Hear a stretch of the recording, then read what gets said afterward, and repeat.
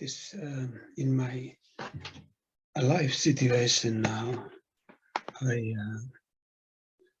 need to talk about the possibility that I won't be living.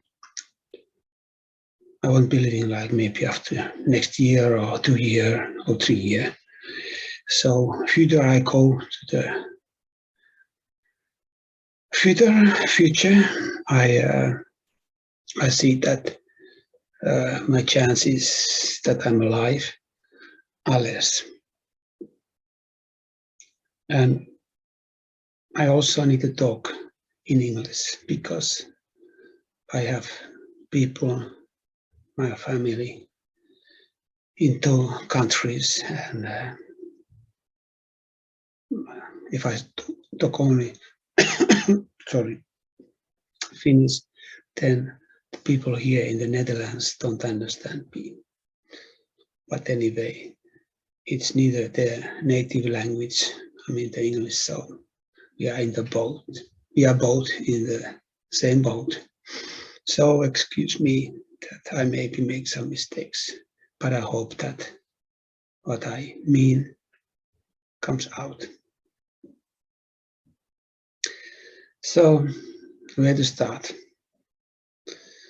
As you probably know, like 1.5 years ago, on my left kidney was a big tumor discovered, and after I got it to know, 2 days later, I was already on the operation table, and they cut it out, the kidney and the tumor, and also quite a lot surrounding tissue around the kidney.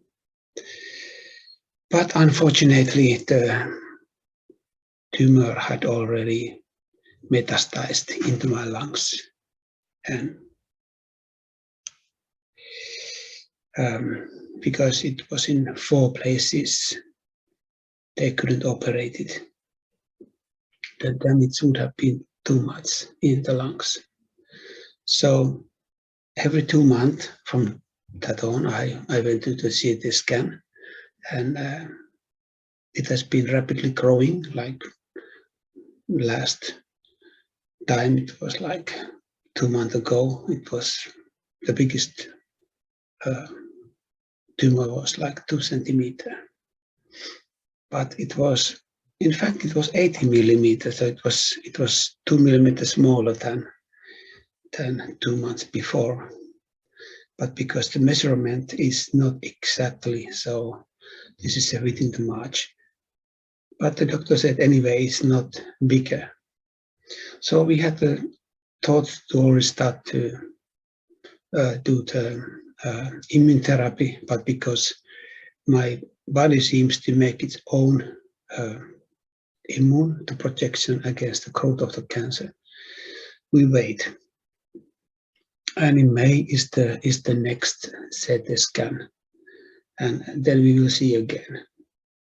So it's like I'm living to the next checkup, because now, although I walk a lot, I do some exercises. I just took a cold shower, so my hair is a bit wet. I eat healthy, I don't drink alcohol.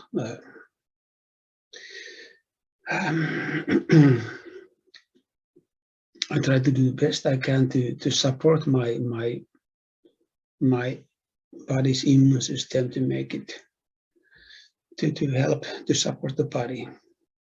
But you know, one cancer is not other cancer. There are many different cancers, and it depends also in which part of the body you have the cancer.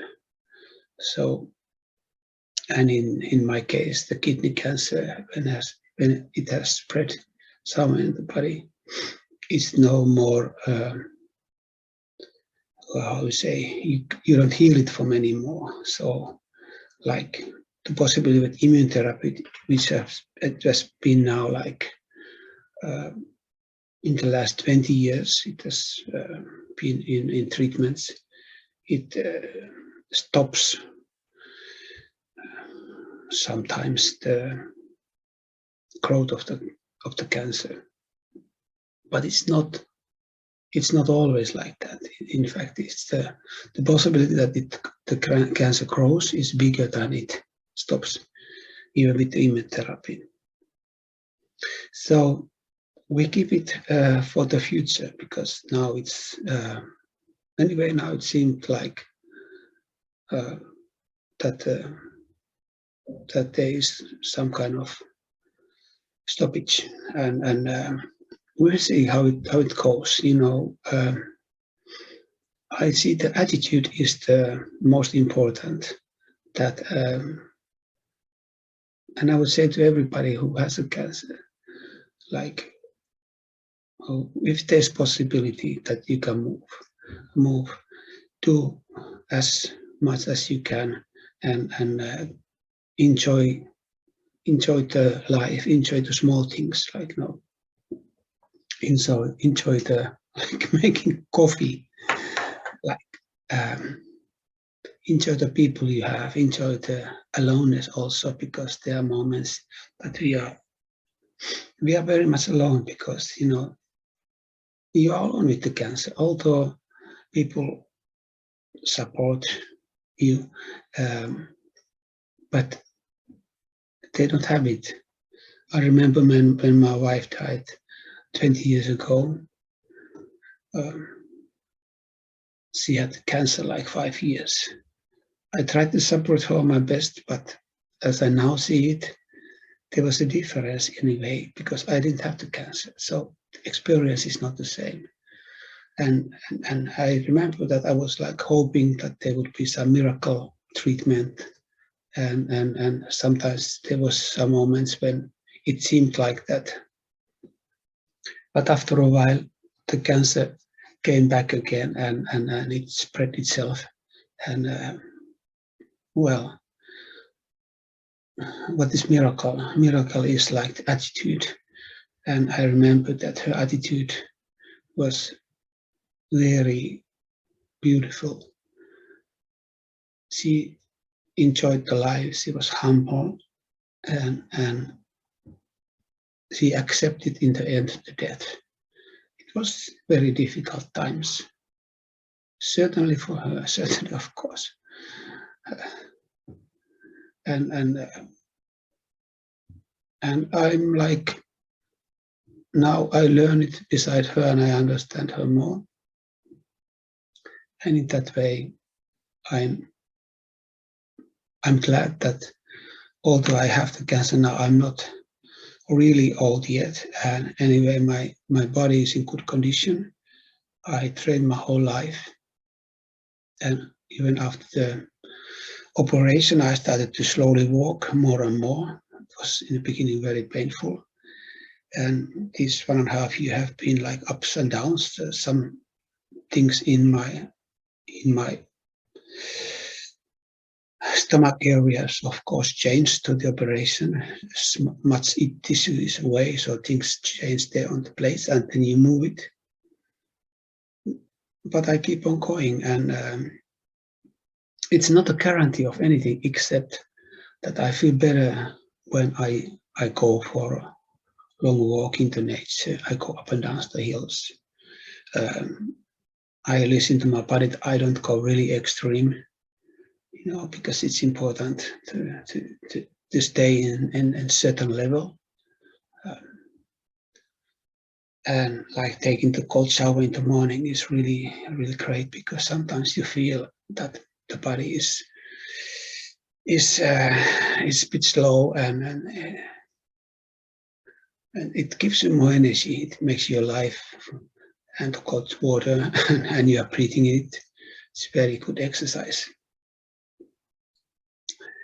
So what I was thinking that I have made many videos, and I talk about many things, and I interview many people on the videos, but who am myself? I mean, that's a question. Like, I live quite simple life nowadays. I eat very simple. I do simple things. Nowadays I'm translating my book the oracle of sex in oracally to English. It's a slow process because there are much pages already in the Finnish book, and in English there will be more. But I will translate it like to my son, who doesn't speak Finnish, and to my Dutch friends, and I try to like make it a budget translation, because if I let it be made by professionals, it costs a lot of money, and probably there won't be so many people who read it. I hope it will become success, but because the marketing is different when you don't have the big publishing houses, so it's a very hill. But I do it. I mean, it's enjoyment for myself. Finally, like to dig deep in a connection between Finnish and English, and writing has been like the last years my passion. And although I haven't learned English in school so much, in practice I have survived, and now with this translation I really dig deep, and I have like how to say, dictionary open on the internet, and I have this one paid programmer which translated the basic, and I'm checking every sentence. I look at the Finnish text and I look at the English text, and I try to find, is it the same meaning in a way. It's nice to understand the complexity of Finnish language and many possibilities in English, to put different words together, and then you find in a way same meaning with few more words. So I moved to the Netherlands like 30 years ago. I met this woman, Mareike, Ronnie's mother, and it was love, and I left Finland, and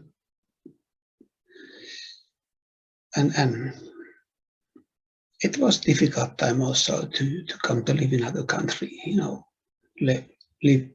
left everything behind what was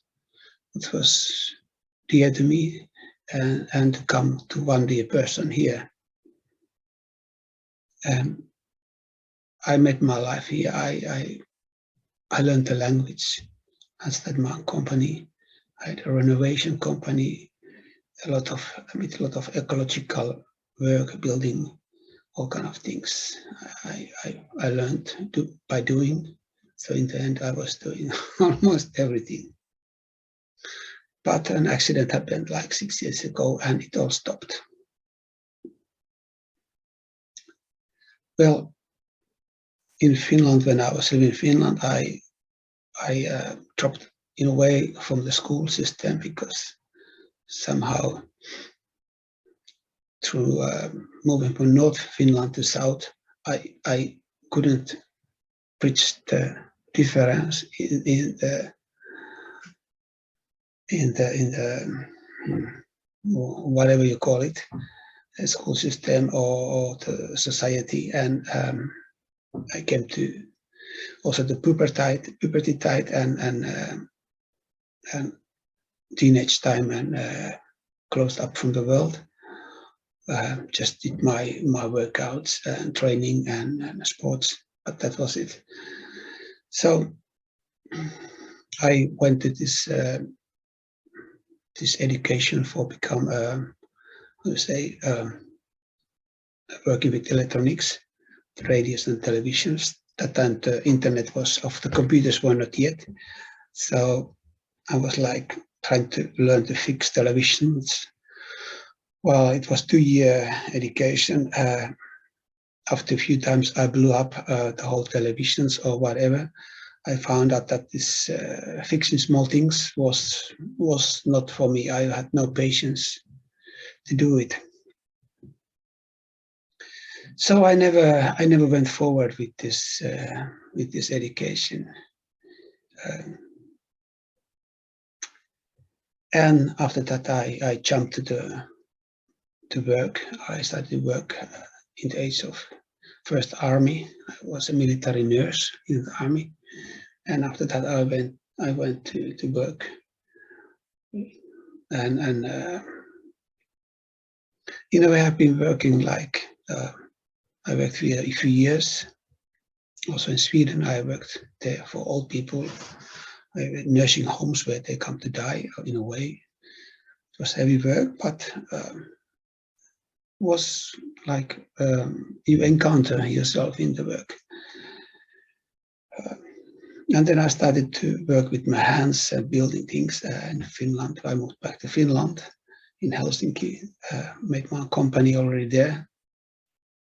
And at the same time, I had already met Osho in the beginning of 80s. I had been in the USA to seeing him. And in the 80s, I traveled many times to India to be with Osho. You know, we were still alive there and talking. It was an amazing time for a young man to be there. The Indian culture, you know, go there around Goa. The ashram was totally different than the rest of the country. And of course, Osho, you know, listening to him, being there in the same space with him. There were thousands of other people, but you know, this is very unique. So, but in a way, I wasn't like I wasn't like a follower in a way of how in religions people follow. I listened to him. I used my brains, and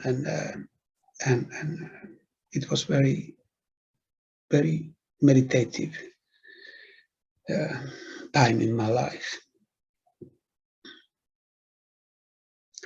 So, like last 10 years, I've been more in Finland. Let's say more than half of the time, and also in the time of like the Corona, COVID-19, I traveled many times during the restrictions, seeing this all happening, you know, in two countries in a way, like in Netherlands. These people, very many people died here. Restrictions were really tough. And in Finland, it was the people are have more distance already from each other, so it just didn't happen so much there. And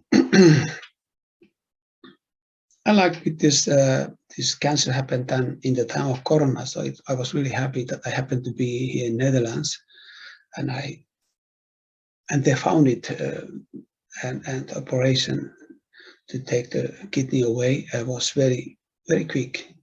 So they had the space and act very quick, because otherwise I would have died already. Already then, if I like that maybe 2 months more. I don't know. I'm so glad that the science and the doctors could help me. And now it's like you don't see for me that I have this deadly disease, which has effect. It's effect anyway in my immune system. My body is working hard to keep it in this way, and I really learn every day from this. I learn also this humbleness of life, like how easy it is to say or to think when somebody has some problems or some sicknesses, and I have my idea that, hey, why don't you do like this? Why do you look that? And I know, like, my meaning was trying to help people, and I know that people who would like to advise me, they would like to help me. They have heard this or they have heard that, maybe have their own experience, and they want to share it, and I'm very thankful about that. And So in that way, people are the mirror of ourselves. I'm the mirror to other people. And sometimes it's difficult to look in the mirror, and sometimes it's easy. Sometimes we learn from it to see ourselves more, and sometimes we don't. And it's like we everybody have the possibility of free people to take this. And this I admire. I have met many people in my life who are very wise. So I learn from them, and some people call me wise. I see it as a compliment. Of course, I have the other side in me, as everybody has,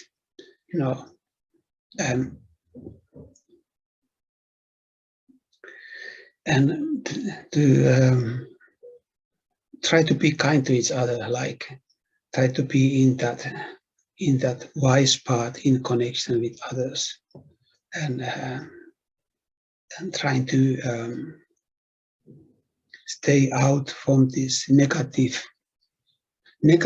especially when we are in connection with others, because what does it help? And well, I'm not a saint. I made mistakes. I also have said stupid things. I hurt people, and I'm sorry about it. And I see that, like, certainly because of this cancer, people have looked differently at me. Most of my I say sins are forgiven. I'm glad about it because when you're looking to death, as I'm looking every day, it's different than if I look, okay, we die anyway. Every day somebody dies, and one day we die. So I thought about it like that. Well, I thought about it like 40 years ago, like that already. But still, like, now I'm looking at the truth that there is this deadly disease in my body. It makes me humble. It makes me to realize that I need to make like this video now. I need to talk with people, connect with people, and somehow sometimes through very strange ways I've connected with people. And because we need to make things clear, we never know when is the time for our departure, even if we are healthy. And if I look now, like 1.5 years ago, I was so shocked about this kidney cancer, because it's one of the most difficult cancers to find out. And often it happens like this, that it's already spread somewhere. But I was very shocked, and I was like, wow, do I live 1 year forward? And now I look outside, and the sky is blue, and the nature is really waking up. I'm very grateful that I can enjoy this spring. I walk almost every day in the park, looking to nature, waking up again after the winter.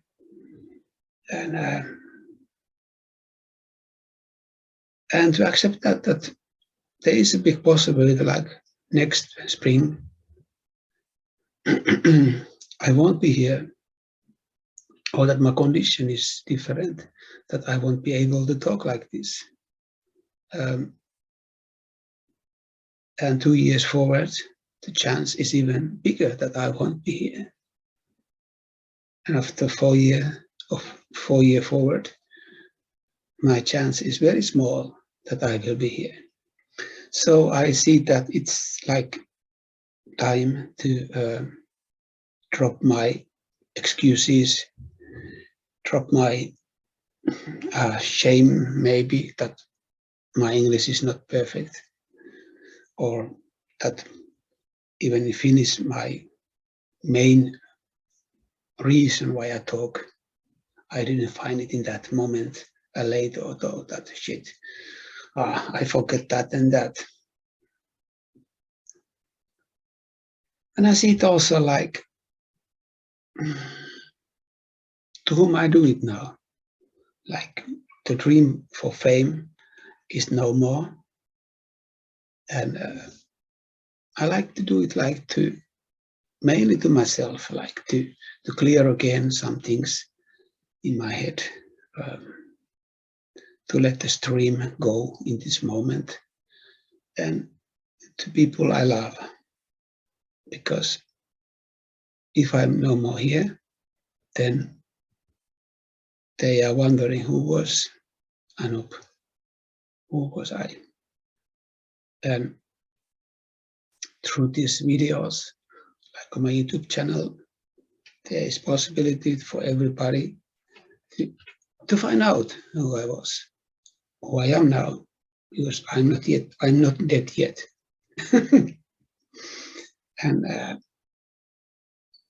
And in this way, I can leave something good behind me. And this is the first one, is this kind of video. I will be making more of these talks, opening myself to you, whoever you are. And I hope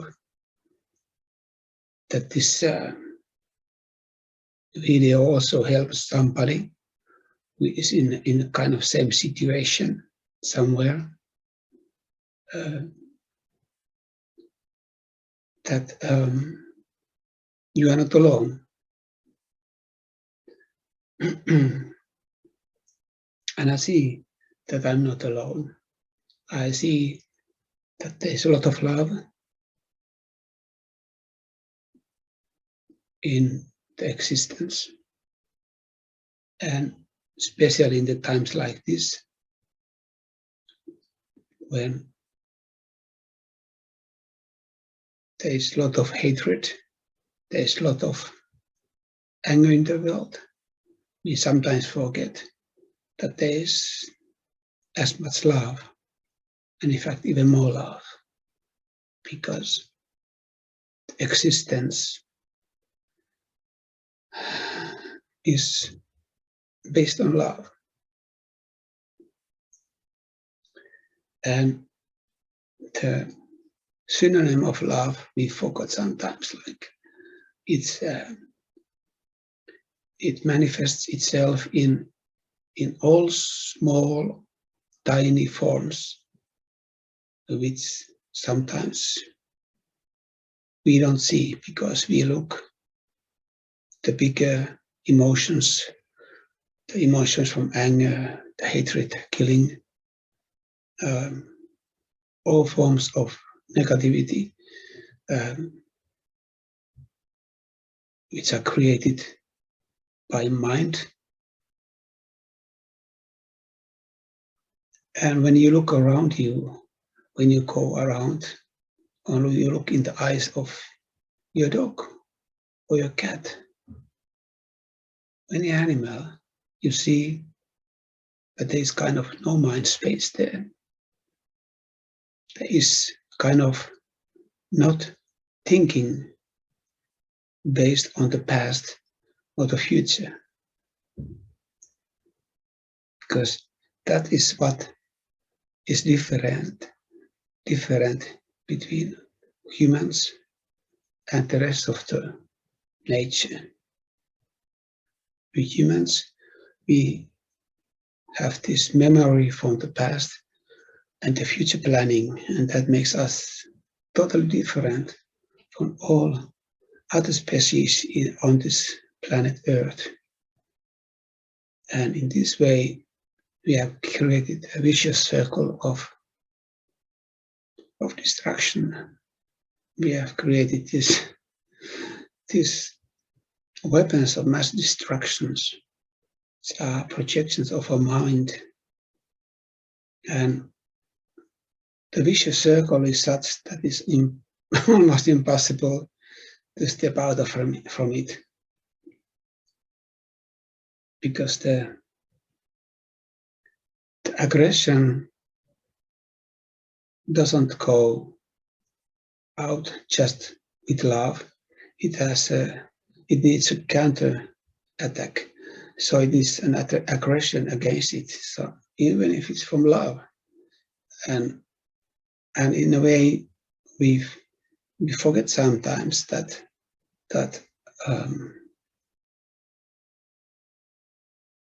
what Jesus said, that turn the other cheek for the other hit. In a way, the human existence doesn't work like that. In the end, it's the truth that stay centered, don't let anything influence you. But that's in the end, when you're enlightened. Before that, we all need to be humans. We need to feel love, feel anger also, transform both of them to come into the level of consciousness.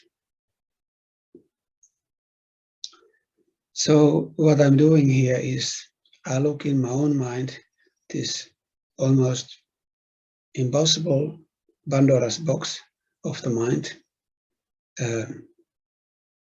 step up into the consciousness. It's very good exercise. It's good meditation technique. You can try it out. Make in your own words, in your own mind, the kind of process of thinking of the destructive mind, how you destroy everything what is close to you,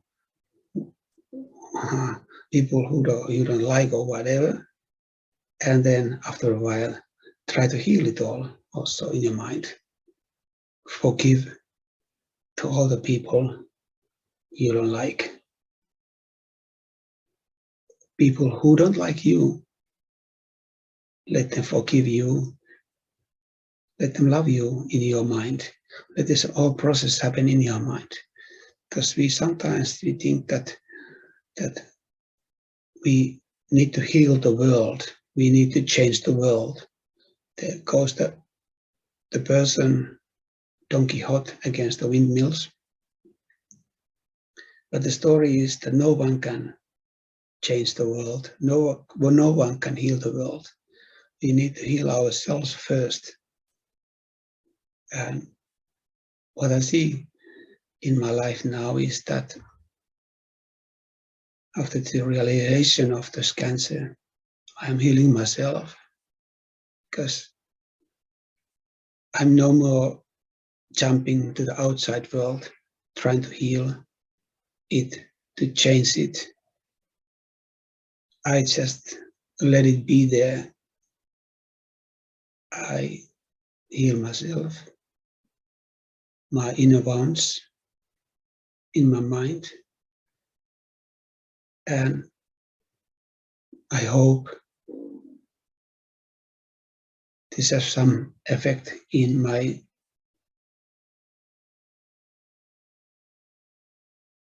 process with cancer. I cannot say healing process because, healing is sometimes very misunderstood word.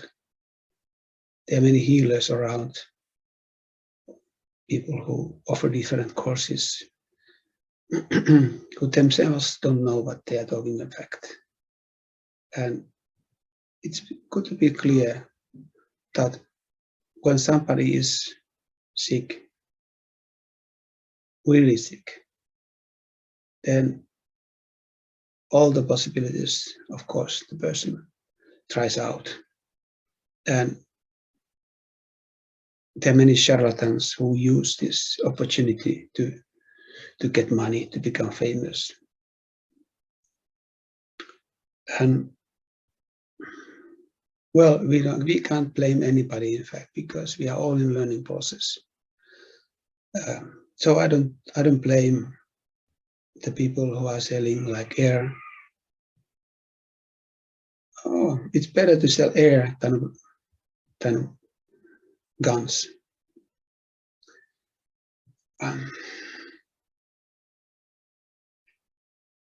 And in fact, the biggest healer is the hope, to realize the hope, to realize the hope in such a way that you do things to heal yourself, that you don't try to get it from outside.